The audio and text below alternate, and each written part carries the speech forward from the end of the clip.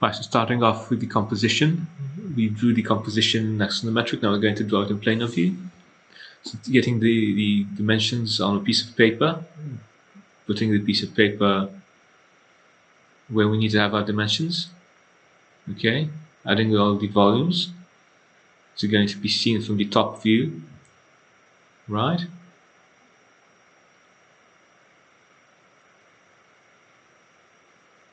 Drawing the cone. It's going to look like a circle in planar view. The cylinder looks like a circle as well. You need to draw the cast shadows. That's the tricky part. So basically we're taking the height and offsetting it to the right hand side.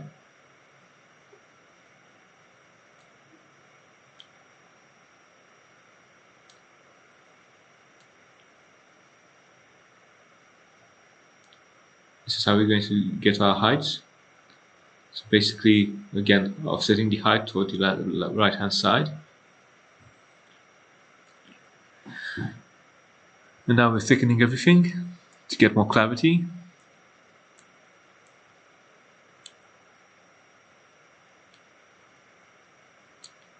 We got that bit over there for the shadow. Now we're going to hatch the shadows. Shadows are going to be dark gray. You need to have a bit of contrast to make them stand out. The shadow falling on the triangular prism is a lighter gray, just to get a bit of transparency. You want to have this effect of transparency. Thickening the lines, and we're going to add a bit of a background. Dividing in increments.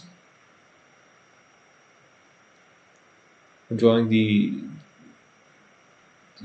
pattern, checkerboard pattern.